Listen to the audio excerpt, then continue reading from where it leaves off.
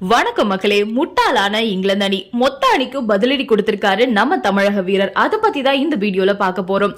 Lord's மைதானத்துல நடந்து வரக்கூடிய இங்கிலாந்துக்கு எதிரான 3வது டெஸ்ட் போட்டியில இந்திய சுழல்பந்து வீச்சாளர் வாஷிங்டன் சுந்தர் தன்னுடைய அபார பந்து வீச்சால புதிய சரித்திரம் படைச்சிருக்காரு.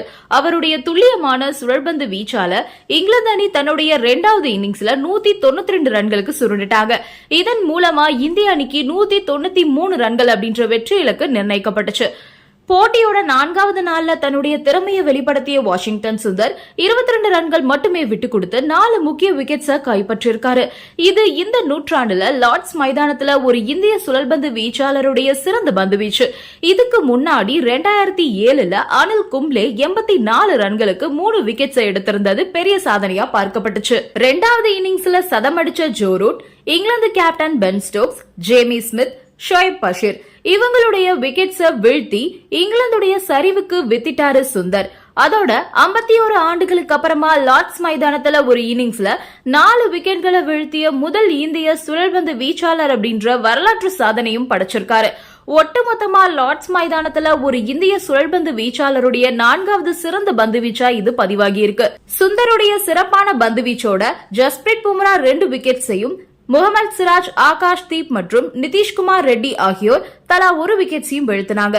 முதல் இன்னிங்ஸ்ல 2 அணிகளும் தலா 387 ரன்கள் எடுத்திருந்த நிலையில தற்போது இந்தியாவுடைய வெற்றிக்கு 193 ரன்கள் தேவைப்படுது. 4ஆம் நாள் ஆட்ட நேர முடிவுல இந்திய அணி 4 விக்கெட் இழப்புக்கு 58 ரன்கள் எடுத்து தடுமாறி வராங்க. இருந்தாலும் வாஷிங்டன் சுந்தருடைய இந்த வரலாற்று சிறப்புமிக்க பந்து வீச்சு போட்டியை இந்தியாவின் பக்கம் திருப்பி இருக்குன்னே சொல்லலாம். இந்திய அணி 4 விக்கெட் இழந்திருக்கக்கூடிய நிலையில 5வது மற்றும் கடைசி நாள் மேலும் அதிக விக்கெட்ஸ் இழக்காம பொறுப்பா ஆடினாங்கனாலே வெற்றி பெறலாம் அப்படின்றது கிரிக்கெட் வல்லுநர்களுடைய கருத்தா இருக்கு. இந்த சூழ்நிலையில இங்கிலாந்து பந்து வீச்சாளர்கள் முதல் 1 மணி நேரத்துக்குள்ள இந்தியாவை வீழ்த்துவாங்க அப்படின்னு இங்கிலாந்து துணை பயிற்சியாளர் மார்க்கஸ் தெரிவிச்சிருந்தாரு. அவருடைய பேச்சுக்கு வாஷிங்டன் சுந்தர் பதிலடியும் கொடுத்திருக்காரு. 4ஆம் நாள் ஆட்ட நேர முடிவுக்கு அப்புறமா பேசிய மார்க்கஸ், நாளை ஆட்டத்தின் முதல் 1 மணி நேரம் முக்கியமானதா இருக்கும்.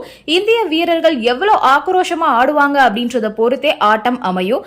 நாளை ஆட்டத்தின் முதல் 1 மணி நேரத்திலேயே மீதம் இருக்கக்கூடிய 6 விக்கெட்ஸையும் நாங்க கைப்பற்றுவோம் அப்படின்னு சொல்லியிருந்தாரு. மார்க்கஸுடைய இந்த கருத்துக்கு இந்திய அணியுடைய ஆல்ரவுண்டர் வாஷிங்டன் சுந்தர் பதிலடி கொடுத்திருக்காரு.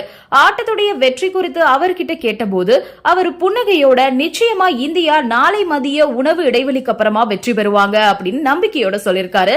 அதோட தற்போது நாங்கள் இருக்கும் நிலைமையை நாங்க ஏத்துக்கிறோம். ஒருவேளை 1 விக்கெட் குறைவா எழுந்திருந்தா இன்னும் சிறப்பா இருந்திருக்கோம் அப்படின்னு அவர் சொல்லியிருந்தாரு. 4ஆம் நாள் ஆட்ட நேர முடிவுல 4 விக்கெட்ஸ் இழந்து 58 ரன்கள் எடுத்திருக்காங்க இந்தியா.